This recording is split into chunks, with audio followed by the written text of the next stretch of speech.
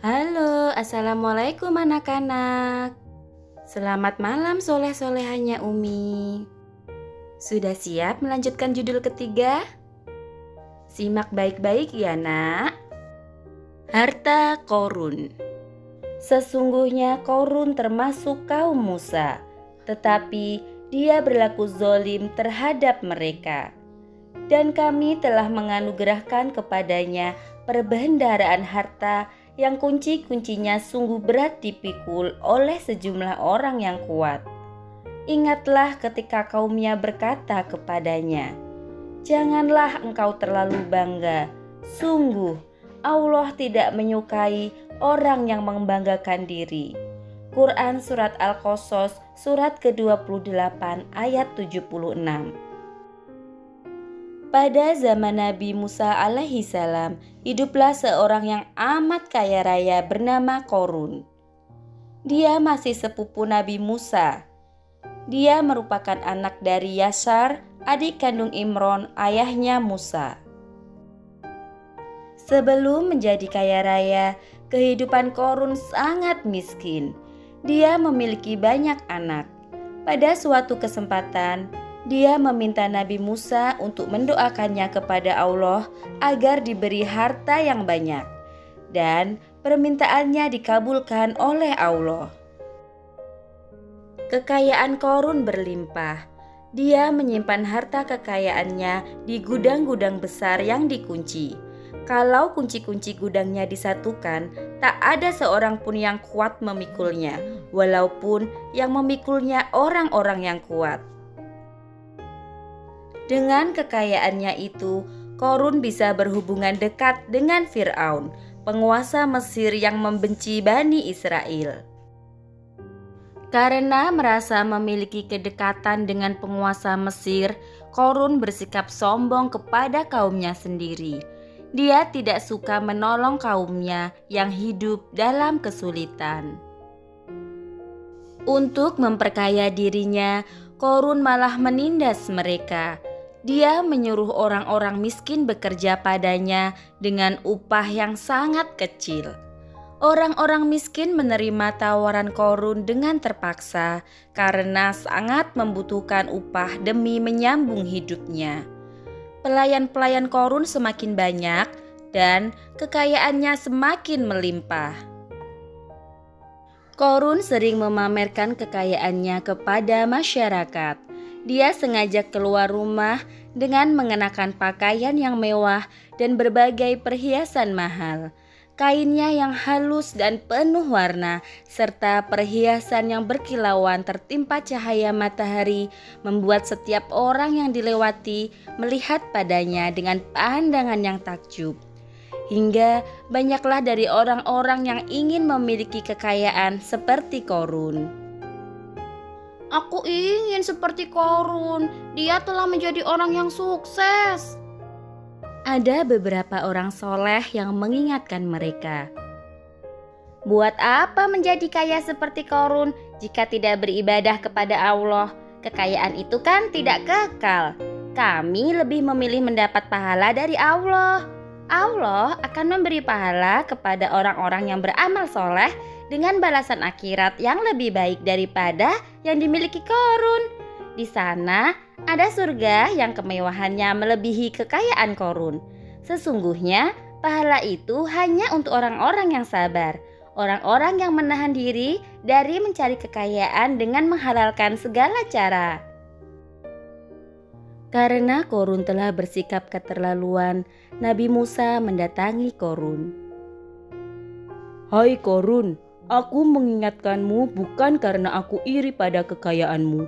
Aku tidak akan melarangmu bersenang-senang dengan kekayaanmu. Aku hanya meminta agar kamu bersikap baik kepada orang-orang miskin, sebagaimana Allah telah berbuat baik kepadamu. Tolong, janganlah kamu menindas orang miskin. Berilah mereka upah yang cukup. Kalau bisa, bantulah kesulitan-kesulitan mereka. Mudah-mudahan Allah makin melipat gandakan kekayaanmu," ujar Nabi Musa. Mendengar ucapan Nabi Musa, Korun pun berang. "Jangan sembarangan bicara kau Musa. Aku memperoleh kekayaan ini tanpa pertolongan siapapun. Aku kaya karena aku pintar dan aku bekerja keras. Kau tidak usah menasihati aku. Aku tidak butuh nasihat siapapun. Kehidupanku sudah berhasil. Seharusnya akulah yang memberi nasihat padamu. Mendengar ucapan Korun yang congkak, Nabi Musa tidak putus asa. Kau tahu Korun, kalau aku adalah utusan Allah. Allah telah mewahyukan padaku supaya orang-orang yang memiliki harta berlebih mengeluarkan zakat. Harta zakat itu akan dibagikan kepada orang-orang yang berhak menerimanya, seperti orang-orang fakir dan miskin. Jelas Nabi Musa. Korun menolak mentah-mentah perintah Nabi Musa. Ada-ada saja ucapanmu, Musa. Mula-mula kau mengaku sebagai utusan Tuhan. Lalu dengan dalih sebagai utusan Tuhan memintaku mengeluarkan zakat. Sungguh akal-akalan Musa untuk mendapatkan hartaku. Rupanya kau iri ya. Nabi Musa tidak terpancing dengan ucapan Korun. Dia tetap bersabar dengan ejekan Korun. Nabi Musa lebih mengkhawatirkan nasib umatnya. Dia khawatir kalau dibiarkan, Korun akan menyesatkan orang-orang mukmin yang miskin. Kini, Korun sudah menjadi figur di masyarakat sebagai orang sukses meskipun dia tidak beriman kepada Allah dan Rasul. Namun, segala nasihat yang disampaikan Nabi Musa selalu dibantah oleh Korun. Akhirnya, Nabi Musa menyerahkan urusan Korun kepada Allah. Allah mengabulkan doa Nabi Musa. Ajaib sekali. Allah menimbulkan gempa hanya di sekitar rumah dan gudang-gudang harta Korun. Saking dahsyatnya gempa tersebut, tanah di bawah rumah dan gudang-gudang harta Korun membelah. Seketika itu juga amblaslah Korun bersama seluruh hartanya ke dalam tanah. Tidak ada seorang pun dari pembantu-pembantunya yang ingin menolong Korun, karena selama hidupnya Korun pun tidak pernah mau menolong mereka. Melihat kejadian itu, orang-orang miskin segera sadar. Ternyata orang yang diberi kekayaan itu bukanlah tanda dia lebih disayang Allah. Allah memberikan rezeki kepada siapa saja yang dikehendakinya. Kalau saja kita hidup seperti Korun, kaya sih, tapi tidak beriman, tidak beribadah pada Allah, dan selalu membantah ucapan Rasul, tentu saja kita akan dibinasakan seperti Korun. Sungguh rugi orang yang kaya yang tidak bersyukur kepada Allah. Na'udzubillah.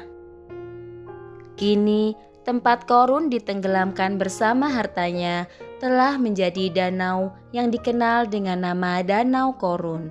Dalam bahasa Arab disebut Bahiroh Korun.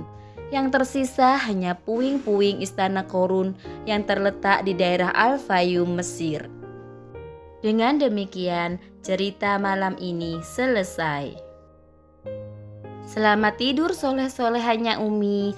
Jangan lupa berdoa dulu ya. Mimpi indah bersama ayah bunda dan besok kita bertemu kembali.